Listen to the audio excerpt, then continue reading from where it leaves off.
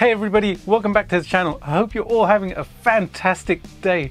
Today I've got something exciting for you. So I've been playing the Hotone Ampero Stage for some months now. I love this unit. It's really versatile, it's really easy to use, and it has some fantastic tones in it. Now a couple of weeks ago, my friend Ari over at Hotone and I were having a Zoom call, and we were chatting and he said to me, you should check out the video that Michael Nielsen has done where he compares the Ampero to the Neural DSP Quad Cortex, and it's a really awesome video. You guys should go and check it out if you haven't done so already. And then he said to me, you know what, you should compare it to some of your amps because you have a fantastic amp collection. And I thought, you know, that's an incredible idea. And immediately the first amp I thought of was my SLO 30. Now I've got some comparison clips lined up for you guys, but before we get into those, let me give you a rundown of the setup of both of these. First up, the Hotone Ampero II Stage.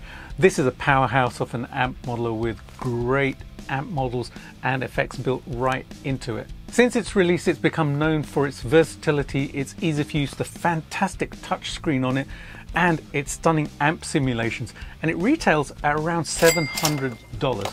While the SLO 30 is based on the legendary Soldano SLO 100 amplifier, which is a beast of an amplifier known for its absolutely legendary high gain tones. But that comes with a price tag, around $3,000 in the US, which is over 3 times as much as the Ampero II Stage. Now my amp is a custom made SLO 30 which I built from a kit by my very good friends over at Rossamp.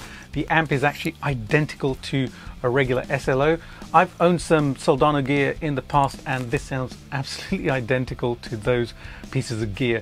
It's an incredible amp. This amp just blows me away. This is one of my holy grail amps. Now these amps are renowned for their high gain tones, so I've crafted a high gain track to put these two beasts head to head. To make this as fair as possible, how I recorded this was to record the tracks with my Ampero II Stage, and this actually has the ability to print the DI track from your guitar straight to your DAW as well. So I captured the DI off my guitar while I recorded the track with the Ampero II Stage. Then I used that DI track to reamp the signal through my real SLO 30 and then back into my DAW, recording it. And basically the performance that you're watching and hearing is identical. There are no differences. It is actually the same playing either through here, the Ampero II Stage, or here, my SLO 30.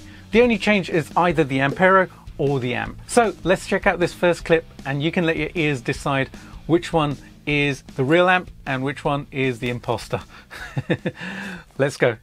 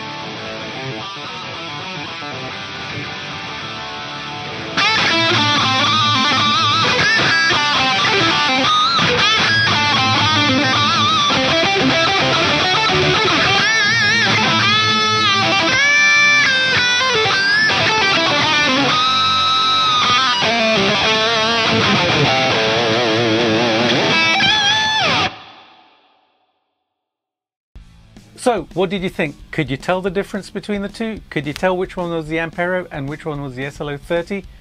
I'm going to be revealing which was which at the end of the video, but in the meantime, drop a comment in the comments box below and try and guess which one is which. How I set this up was to just set up a single block in the Ampero Stage with just the amplifier in there. And then what I did was I copied the settings from my real SLO30 onto the Ampero Stage. And then I had to do a little bit of tweaking to get the sounds as close as possible. I think I got them pretty much identical, to be honest. But basically that's how I have it set up, very, very, very simply. And with the amplifier, what I did was I put it through my Boss Tube Amp Expander, which is a load box. Then it went directly into my Mac via my audio interface, and I used the same impulse response as my cab simulator for the actual amp and my Ampero Stage. So it's exactly the same cab sound that you're hearing, and that one is from my signature pack, my J Palmer Hero Cabs signature pack, and it's the green one cab which I used. So I basically matched them pretty much exactly the same in terms of settings, so there wasn't any difference in terms of which amplifier I used. And for the lead sound that you'll hear on this track as well, what I did on the Ampero II Stage is put a tube screamer in front of the SLO block there, so that I had a little bit more of a boost. And with my real amp, I used my trusty old Ibanez TS808, so same pedal basically on the Ampero and with my real amp. Now let's dive into the crunchier tones of the SLO30 as well. One of the things I wanted to do was compare the crunch channel with a lower gain setting, because my thinking was that it would be a little bit more dynamic and it'll be a little bit more revealing. And I thought, well, maybe at a lower gain setting we could hear the differences a little bit more. So I've set up another clip which is on the crunch channel of my SLO30, and likewise on my Ampero II Stage I set up a crunch sound on here with the SLO crunch, and let's see if you guys can spot the difference between the two this time. Let's give it a go.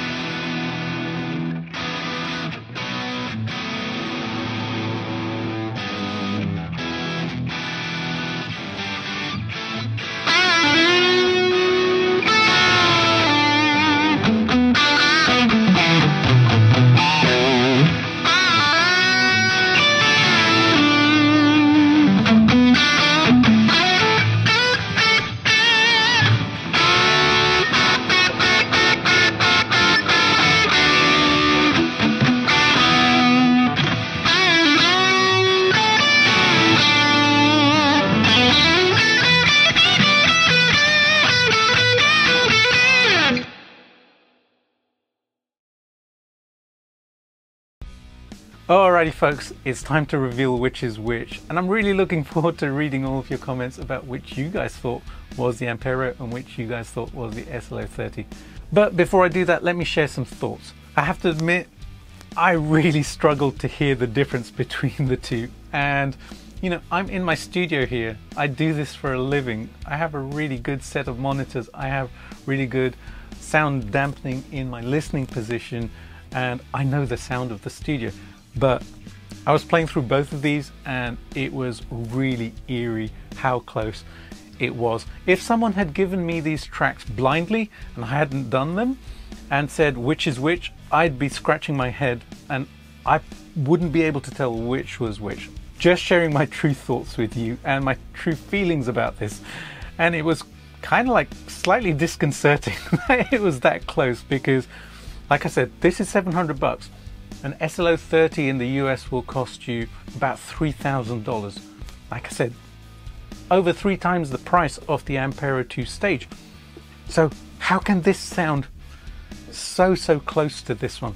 There's definitely a more connected feel when I play my SLO 30, but that's not to say that there isn't a connection to the Ampero II either. I love this unit. I actually played the Ampero II Stomp when I went over to Music China last October, and I took that with me, and the sounds in there are identical to this. This is just a bigger unit with more functions. It's more practical for live use, has scenes, etc. But the tones are the same, and I love the tones even in the Stomp 2, and I love the tones in this as well. But there is a slight difference in feeling, but I always feel that when I'm playing a tube amp, there is more of a connection. There's more from my fingers that I can feel going into the amp and then coming out the speakers. But it's a minor thing, and you know what? They've gotten these units so close in feel now to the real thing. It's really eerie. If you enjoyed those tones and you would like to play around with them, I have left a link to where you can download them in the description box below, so you're more than welcome to try them out. There are no impulse responses or cab simulations on those sounds, so you'll have to add your own, but they are the settings which I used for this video. And if you enjoy my sounds, then I have a signature pack of tones from this unit which I used on the full review which I did, so you can go and check those out in my web store as well. So there you have it, folks. Thanks for tuning in and being part of this experiment with me. Now let's reveal which tone was the Ampero and which was the SLO 30, and you can find out if you got it right. If you enjoyed this video, don't forget to like, subscribe and hit the bell notification for more videos like this. Alright guys and girls, have a fantastic day. Here's which one was the Ampero and which clips were the SLO 30. Until next time, keep rocking and have a fantastic day.